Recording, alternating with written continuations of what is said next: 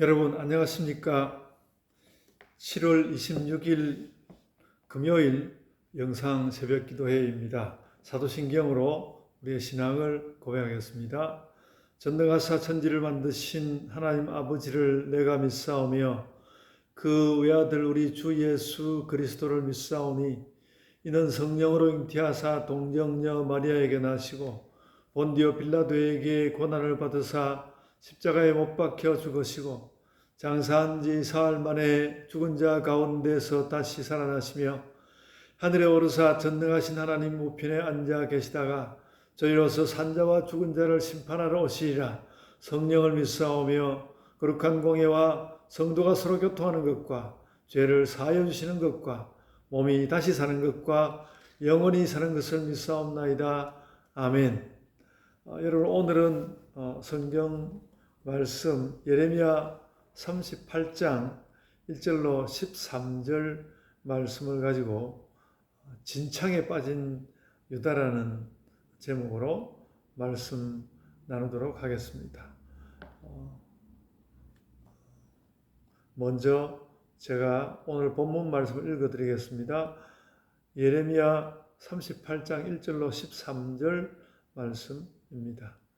맏단의 아들 스바디아와 바수울의 아들 그달리아와 셀레미야의 아들 유갈과 말기야의 아들 바스훌이 예레미야가 모든 백성에게 이르는 말을 들은즉 이르기를 여호와께서 이와 같이 말씀하시되 이 성에 머무는 자는 칼과 기근과 전염병에 죽으리라. 그러나 갈대아인에게 항복하는 자는 살리니 그는 노량물을 얻음같이 자기의 목숨을 건지리라. 여호와께서 이와 같이 말씀하시니라.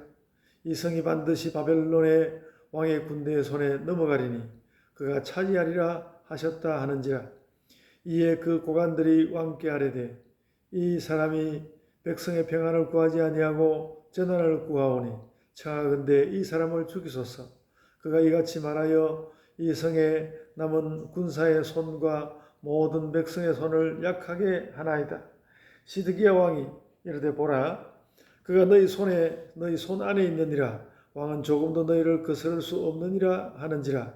그들이 예레미야를 끌어다가 감옥들에 있는 왕의 아들 말기야의 구덩이에 던져 넣을 때에 예레미야를 줄로 달아내렸는데 그 구덩이에는 물이 없고 진창뿐이므로 예레미야가 진창 속에 빠졌더라. 왕궁 내시 구스인 에벳멜렉이 그들이 예레미야를 구덩이에 던져 넣었음을 들으니라. 그 때에 왕이 베냐민 문에 앉았더니 에벳멜렉이 왕궁에서 나와 왕께 아뢰어 이르되 내 주 왕이여, 저 사람들이 선지자 예레미야에게 행한 모든 일은 악하니이다.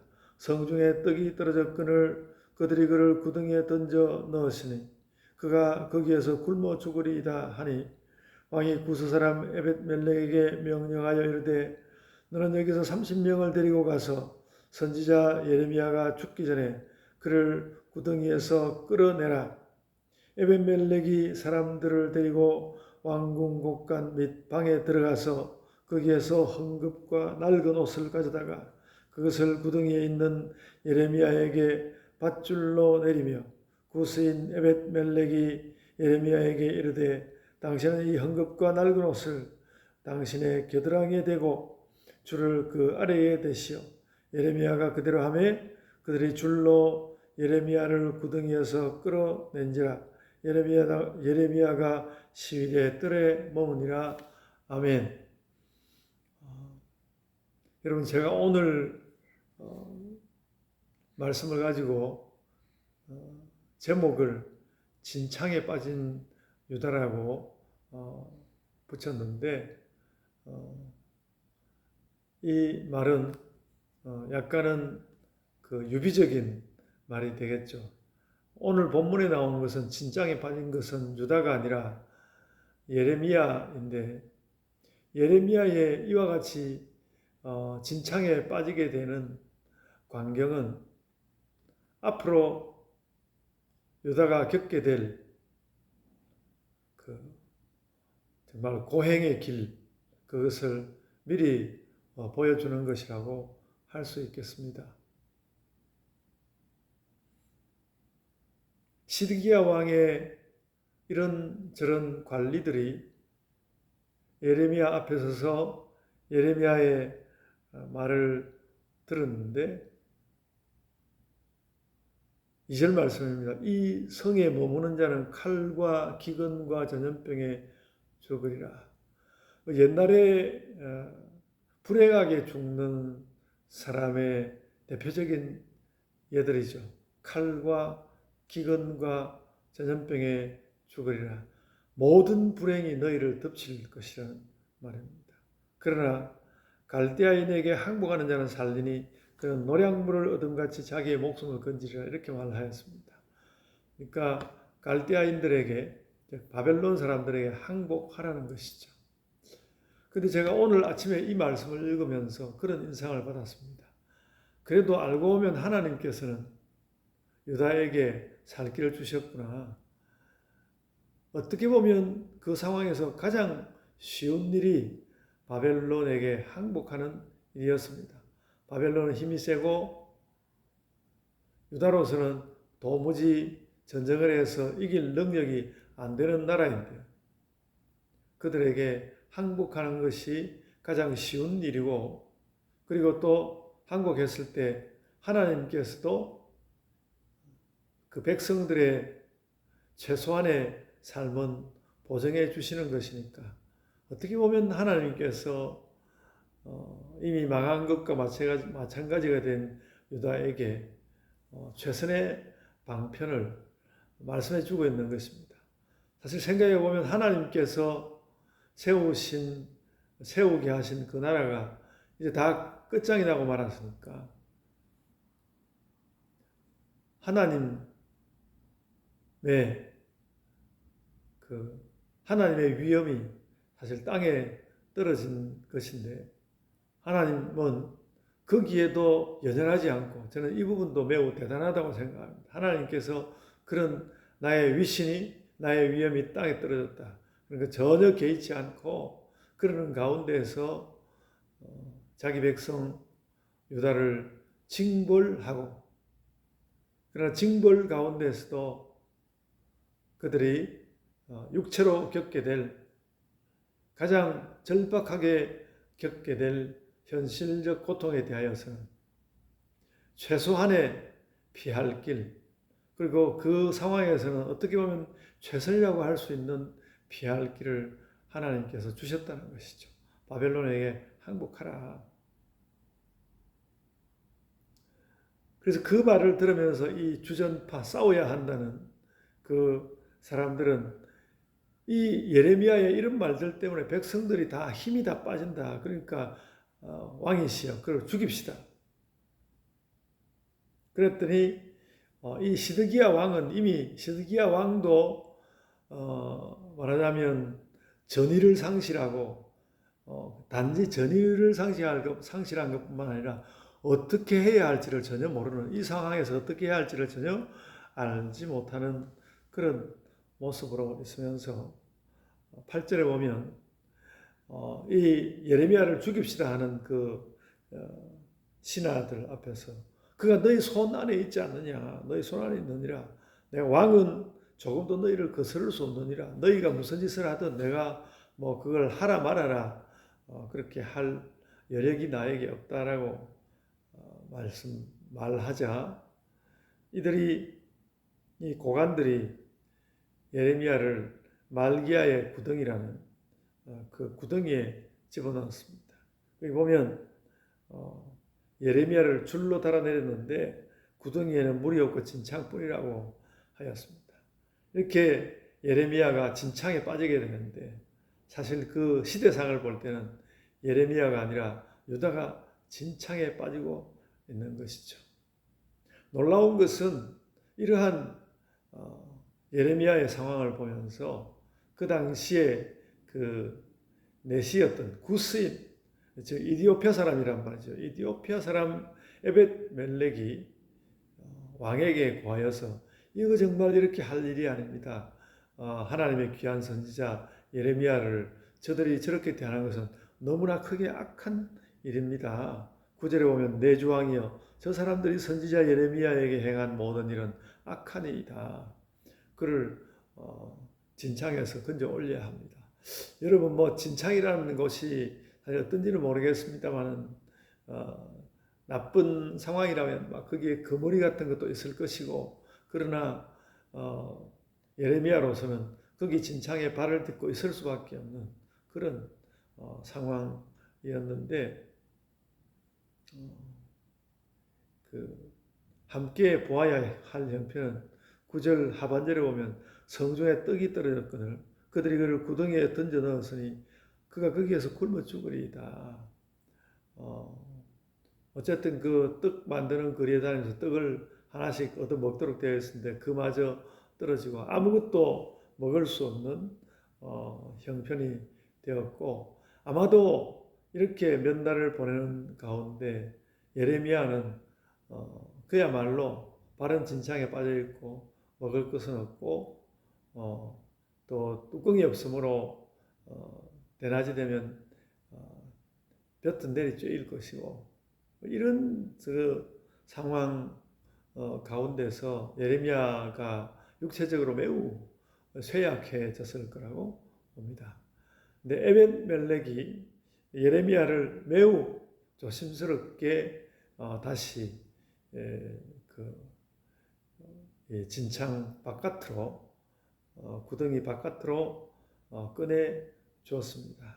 특별히 에벤멜렉이 11절을 보시면 에벤멜렉이 사람들을 데리고 왕궁 곳간 밑방에 들어가서 거기에서 옷 같은 걸 꺼내고 헝겊과 옷 같은 걸 꺼내가지고 예레미야에게 그 줄에 매달려서 올라올 때 겨드랑이에다가 그 옷을 끼우라고 하였습니다. 그러니까 너무나 쇠약하여져서 그냥 줄로 달아 올린다고 하면 꽉 끼어서 정말 예레미야가 또 거기에 쓸린 것 때문에 또 고통을 당하고 정말 숨쉬고 또 살아있는 것조차도 고통스러운 그런 모습이 될 것인데 에벤멜렉이 그런 모든 것을 고려해서 헝겊과 옷을 준비하여서 예레미야를 끌어올려 주었습니다. 그리하여서 13절 그들이 줄로 예레미야를 구덩이에서 끌어낸지라 예레미야가 시위대 뜰에 오니라. 다시 이제 시위대 뜰에 있게 되었습니다. 그러니까 마치 예레미야가 그나마 받을 수 있는 것으로 이 에벳멜렉에게 그래도 조심스러운 대우를 받으면서 그가 진창 바깥으로 나왔고 연금 상태로 있던 시위대 뜰에 계속하여서 머물게 되었습니다. 그렇게 예레미야가 어려운 가운데지만 에벳멜렉에게 좋은 대우를 받아서 그나마라도 몸을 더 상하지 않고 이끌려 나오는 것을 우리는 오늘 본문에서 볼 수 있는데 에벳멜렉의 이러한 모습 그리하여서 조금의 그 여유 조금의 사정을 봐가면서 끌어올려진 예레미야의 그 모습은 장차 되돌아오게 될 그 바벨론 포로에서 되돌아오게 될 유다를 보는 듯한 그런 인상을 받습니다. 진창에 빠진 것은 망하게 된 이스라엘, 다시 건짐을 받는 것은 바벨론 포로에서 돌아오는 유다, 그런 인상을 제가 받았습니다. 성경학자들이 어떻게 해석하고 있는지는 살펴보지는 못했는데 왜 예레미야는 이와 같은 고통을 참 무의미해 보이는 그런 모습으로 이렇게 받고 있을까라고 생각했을 때 민족이 받아야 하는 고난을 앞질러서 받고 있는 예레미야의 모습이라는 생각이 되어서 역시 예레미야 많은 말씀에 감동을 받는 중에 이 말씀에 대하여서도 깊이 감동을 받습니다. 여러분 혹 우리의 삶이 나의 삶이 진창에 빠진 것 같다고 여기는 분은 없으십니까? 아버지 하나님께서 예수께서 사람을 보내어서 우리의 겨드랑이에 끼울 옷과 헌급을 마련하여서 그 진창에서 끌어내 주실 것을 기도하고 그런 기도 가운데서 우리가 진자로서의 삶을 잘 살아가야 하겠습니다. 매일매일 우리는 이 서울이라는 혹은 경기도라는 이 도시 지역에 살면서 이 도시의 죄된 것과 경쟁하는 것과 또 하나님을 따르지 않는 것 이런 모든 것들 속에 휩싸여서 이렇게 살고 있지 않습니까? 이런 여기서 우리는 헤어나는 것이 아니라 이곳에서 우리는 바로 이 진창과 같은 이 땅에서 하나님 나라의 삶을 살아야 하는 것이다라는 것을 깨닫고 오늘도 힘을 내어서 하루를 살고 무의미해 보이는 많은 것에 대하여서도 하나님께서 의미 있게 하실 줄을 마음 가운데 기대하면서 그렇게 오늘 하루를 잘 사시기를 바랍니다. 제가 기도하겠습니다. 아버지 하나님, 저희들 삶이 혹 때로 진창인 것 같은 그런 때가 있사온데 그럴지라도 우리가 하나님의 백성으로서 이 땅에서 하루하루를 아주 하나님 주시는 기본을 잘 하면서 살아내는 자들이 되게 하여 주옵소서. 감사하옵고 예수님 이름으로 기도드리옵나이다. 아멘. 하늘에 계신 우리 아버지여, 이름이 거룩히 여김을 받으시오며 나라가 임하옵시며 뜻이 하늘에서 이룬 것 같이 땅에서도 이루어지이다. 오늘 우리에게 일용할 양식을 주옵시고 우리가 우리에게 죄 지은 자를 사하여 준 것 같이 우리 죄를 사하여 주옵시고 우리를 시험에 들게 하지 마옵시고 다만 악에서 구하옵소서. 나라와 권세와 영광이 아버지께 영원히 있사옵나이다. 아멘. 여러분 이제 각자의 기도로 기도하시겠습니다.